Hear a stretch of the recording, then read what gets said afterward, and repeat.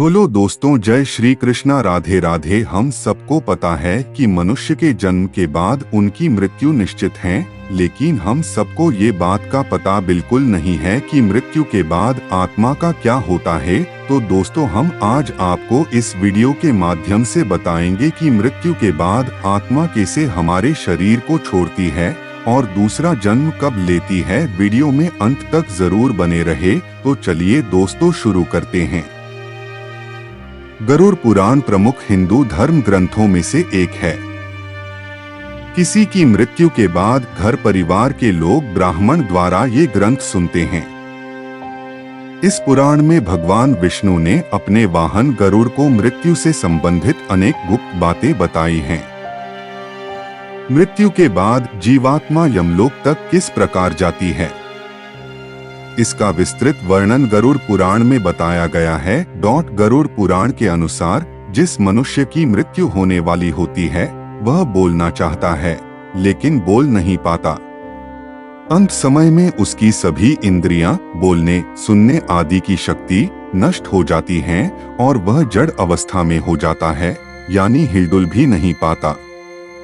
इसके बाद उसके मुंह से झाग निकलने लगता है और लार टपकने लगती है। उस समय दो यमदूत आते हैं।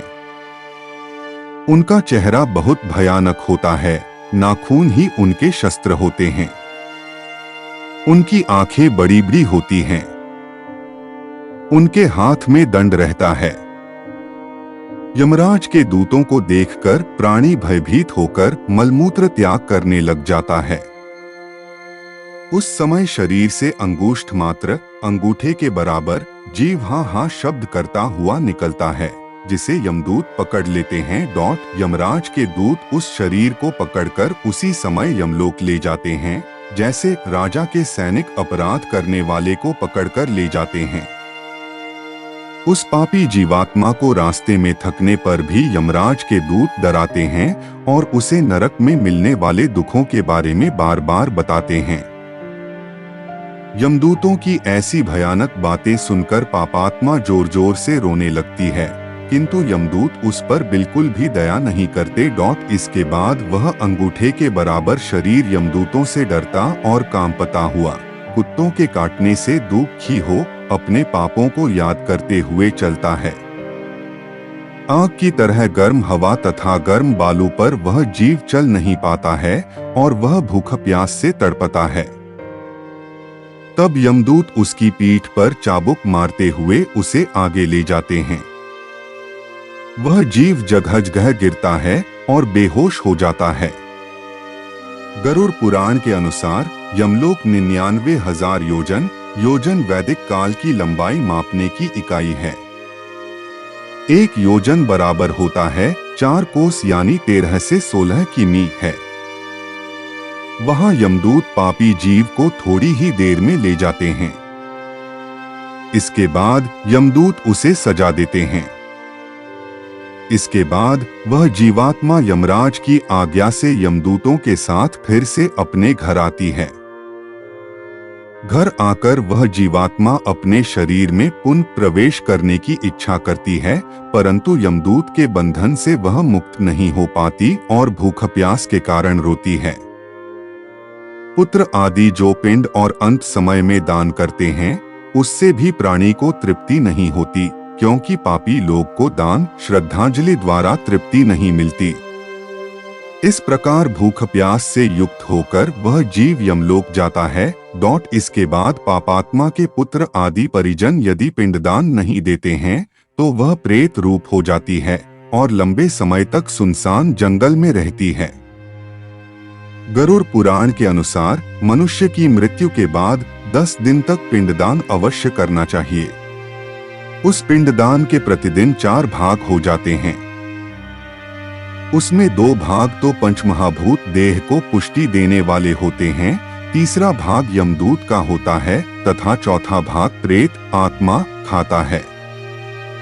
9वें दिन पिंडदान करने से प्रेत आत्मा का शरीर बनता है। 10वें दिन पिंडदान देने से उस शरीर को चलने की शक्ति प्राप्त होती है। 7 शव को जलाने के बाद पिंड से अंगूठे के बराबर का शरीर उत्पन्न होता है। वही यमलोक के मार्ग में शुभ फल को भोगता है। पहले दिन पिंडदान से मूर्धा सिर, दूसरे दिन से गर्दन और कंधे, तीसरे दिन से हृदय, चौथे दिन के पिंड से पीठ, पांचवें दिन से नाभि, छठे और सातवें दिन से कमर और नीचे का भाग, आठवें दिन से पैर, नौवें और 10वें दिन से भूख प्यास आदि उत्पन्न होती है।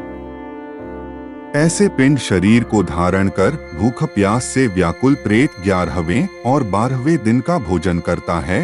यमदूतों द्वारा 13वें दिन प्रेत आत्मा को बंदर की तरह पकड़ लिया जाता है। इसके बाद वह प्रेत भूख प्यास से तड़पता हुआ यमलोक अकेला ही जाता है।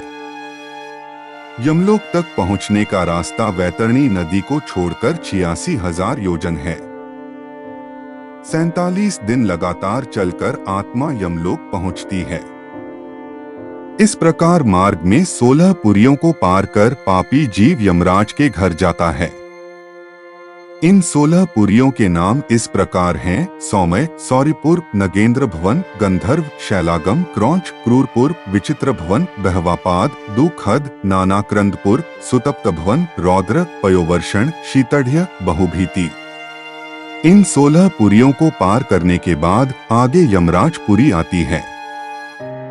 पापी प्राणी यम पाश में बंधे हुए मार्ग में हाहाकार करते हुए अपने घर को छोड़कर यमराज पुरी जाते हैं। दोस्तों, वीडियो अच्छा लगा हो तो जरूर लाइक करें और चैनल को सब्सक्राइब करें। धन्यवाद।